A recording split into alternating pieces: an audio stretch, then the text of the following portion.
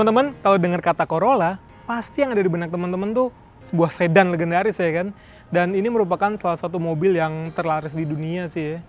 Kalau Corolla itu sebetulnya nggak cuma sedan, ada juga hatchback, lalu juga touring atau station wagon ya. Dan sekarang dia menjelma menjadi sebuah SUV yang diberi nama Corolla Cross. Dan seperti apa sih mobilnya? Berikut fakta-fakta dari Corolla Cross.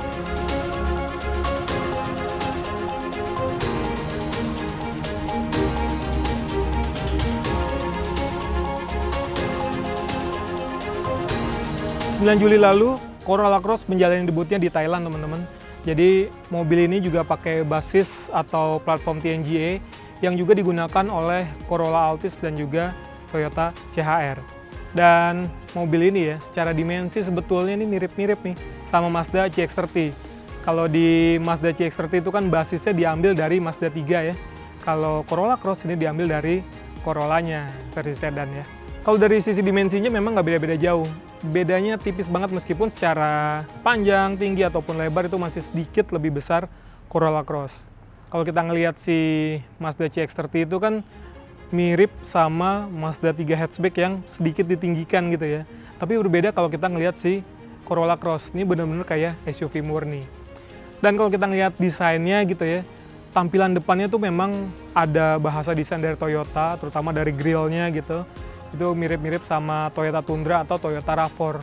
Tapi karena ada garis hitam tuh di bagian depan bawahnya itu kayak desain depannya tuh kayak memble gitu nggak sih? Kayak gini. Kayak gitu tuh. Jadi emang kocak banget sih.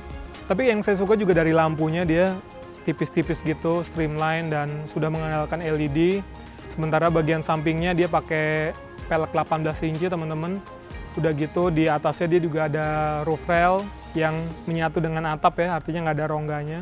Dan juga di bagian belakangnya itu lampunya sekilas tuh mirip sama VW Tiguan. Ini nggak sih kalau teman-teman gimana?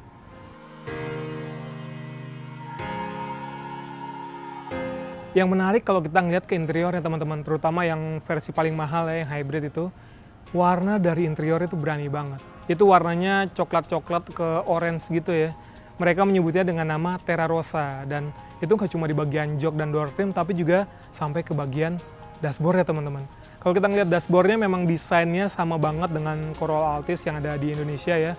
Begitu juga dengan lingkar kemudi, panel instrumen, itu mirip banget dengan Altis versi Indonesia, karena memang masih satu basis nih kedua mobil ini. Tapi kalau kita ngeliat konsol tengahnya itu udah nggak ada lagi tuh rem parkir elektrik maupun yang manual, karena parking brake-nya itu ada di bagian kaki teman-teman. Udah gitu juga kalau kita ngeliat ke belakangnya, joknya itu dia bisa reclining sedikit, beda dengan Altis yang memang fix ya. Terus di belakang juga ada kisi-kisi AC sama port USB 2 buah. Yang menarik sebetulnya kalau ngomongin soal fitur ya teman-teman. Jadi yang versi paling mahal itu, dia sudah dilengkapi dengan Toyota Safety Sense 2.0. Dia sudah punya pre-collision warning, radar cruise control, lane keep assist gitu ya, terus lane departure, blind spot, rear cross traffic alert, lalu juga untuk fitur keselamatannya dia ada airbag 7 buah. Jadi memang untuk fiturnya lengkap banget sih. Udah gitu juga dia udah punya sunroof, lalu head unitnya juga punya Apple CarPlay dan juga Android Auto, jadi kekinian banget lah. Untuk fitur ini luar biasa sih, semoga aja nanti yang di Indonesia itu juga akan dibawa fitur-fitur lengkapnya itu. Di Thailand ada pilihan dua mesin teman-teman, yang versi NA dan juga versi hybrid. Dan versi hybridnya itu mirip dengan Altis dan juga CHR yang ada di Indonesia. Jadi mesinnya itu 1800 cc teman-teman, tenaganya 98 dk dan torsinya itu 142 Nm. Itu belum termasuk dengan motor listriknya ya, yang setara dengan 53 kW dan juga torsinya 163 Nm. Tenaga dan torsi tersebut disalurkan melalui transmisi CVT ke roda depan. Menariknya, dengan kombinasi mesin dan transmisi tersebut, klaimnya mobil ini bisa mencatatkan angka 23,3 km per liter untuk konsumsi bahan bakarnya. Lumayan irit ya.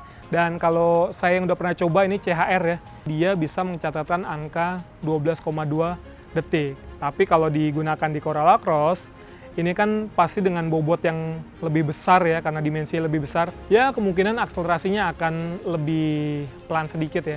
Tapi yang pasti dengan penggunaan motor listrik itu impresif banget sih di awalannya.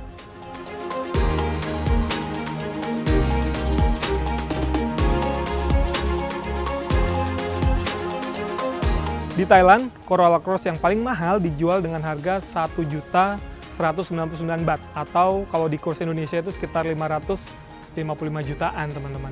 Sementara dia itu harganya sedikit lebih mahal dari CHR, tapi lebih murah dari Toyota Fortuner Legender. Kalau dibandingkan dengan versi Indonesia, yang versi hybridnya aja nih CHR, itu harganya sekarang 540 jutaan lah, atau sekitar 550 juta gitu ya. Kalau selisih cuma 40.000 baht nih, artinya sekitar 18 jutaan, kemungkinan besar Corolla Cross akan dijual dengan harga, ya bisa aja mulai 570-an ya, 500 besar sampai 600 jutaan, karena ada ongkos kirim ke sininya kan. Kalau teman-teman lebih pilih mana nih? CHR atau Corolla Cross? Karena secara dimensi, Corolla Cross kan lebih besar ya nggak sih? Dan kabarnya mobil ini akan diluncurkan juga di Indonesia akhir Juli mendatang.